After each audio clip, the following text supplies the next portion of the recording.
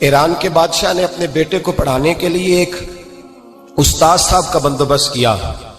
استاد صاحب کو کہا کہ میرے بچے کو دین پڑھائیے، میں چاہتا ہوں کل اس نے عنان حکومت کو سنبھالنا ہے تو یہ دین سے آگاہ ہو جائے، اس کو کچھ سکھائیے، پڑھائیے۔ بہت نیک بزرگ بڑے درویش عالم پڑھانے لگے، اسباق مکمل ہو گئے، دین کے اسباق قرآن مجید پڑھایا، احادیث طیبہ کا درس دیا، اصول فقہ سے روشناس کرایا۔ جب بچے نے مکمل تعلیم حاصل کر لی اور آمین ہو گئی، دستار ہو گئی، فارغ ہو گئے، تو پھر ایک دن استاد صاحب نے کہا بیٹے کل تم نے ضرور آنا ہے، کچھ بات کرنی ہے۔ شہزادہ گیا ملنے استاد صاحب سے، استاد صاحب نے کنڈی لگا لی، ہاتھ میں درہ پکڑ لیا، مار مار کے پورے وجود کو زخمی کر دیا، کوئی غلطی نہیں، کوئی بات نہیں، مارا۔ اب بچہ آیا آ کے بادشاہ سلامت سے کہا کہ ابا جی سمجھ نہیں آئی، بڑا مارا ہے استاد۔ تو سیانے تھے نا بادشاہ، یہاں تو قاری صاحب روز کٹہرے میں کھڑے ہوتے ہیں، مولوی صاحب آپ نے میرے بچے کو کیوں مارا ہے؟ آپ 8,000 کے مولوی ہیں، میرا کئی کروڑ کا بچہ ہے، سویرے بدل لیں گے، خبردار آپ نے بچے کو ہاتھ لگایا، اپنی حیثیت میں رہے معاذ۔ جو قومیں استادوں کو کٹہروں میں کھڑا کرتی ہیں وہ ترقی نہیں کر پاتی، جو استادوں کو کٹہروں میں روز کھڑا کرتے ہیں۔ کہا ابا جی بڑا مارا ہے، تو والد بڑے سمجھدار تھے، کہنے لگے بیٹا استاد باپ ہوتا ہے، وہ زیادتی نہیں کرتا، کوئی بات ہوگی میں تیرے استاد کو کٹہرے میں نہیں بلاؤں گا۔ اماں سے بات کی، اماں کہنے لگی بیٹا میں تیرے باپ سے کیسے بات کروں، ڈر آتا۔ وقت گزر گیا، 22 سال بیت گئے، 22 سال گزر گئے، بادشاہ کا انتقال ہوا، شہزادہ تخت پہ بیٹھا، پہلا حکم یہ دیا کہ میرے استاد کو بلاؤ، پہلا حکم۔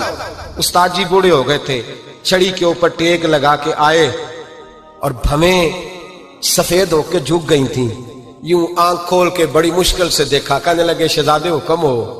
کب میں شہزادہ نہیں، اب میں بادشاہ بن گیا ہوں۔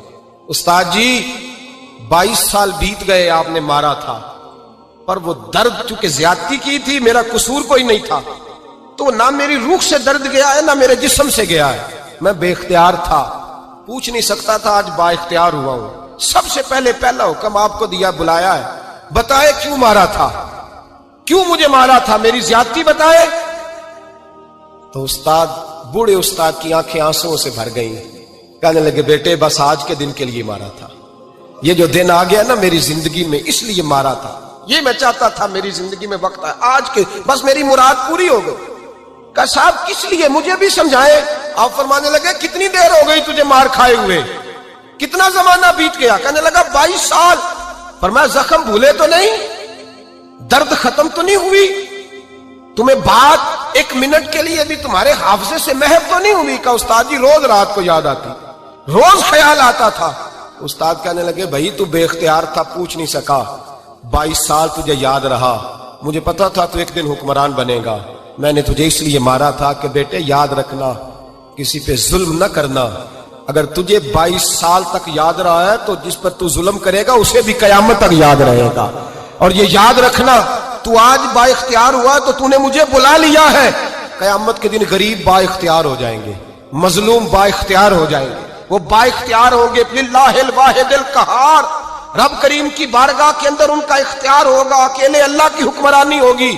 پھر وہ بلائیں گے بڑے بڑے کج کلا، دنیا میں جن کی پگڑیاں اونچی تھیں وہ سر جھکائے کھڑے ہوں گے، دنیا میں جو ڈکٹیٹر بنتے تھے ان کی پشتیں لال ہوں گی، ان کو غدار لکھا جائے گا، قیامت تک نہیں بھولے گا۔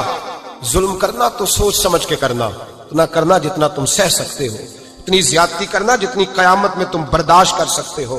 میرے نبی کریم صلی اللہ علیہ وسلم نے فرمایا ظلم سے بچو، یہ قیامت کے اندھیروں میں سے ایک اندھیرا ہوگا، زندگی میں زیادتی نہ کریں، اگر تھوڑی دیر کے لیے کوئی چیز برداشت کر جائیں گے تو وہ فائدہ دے جائے گی، کچھ دیر کے لیے اگر سہ جائیں گے تو نفع مل جائے گا، سہنے کی کوشش کریں لیکن زیادتی نہ کریں۔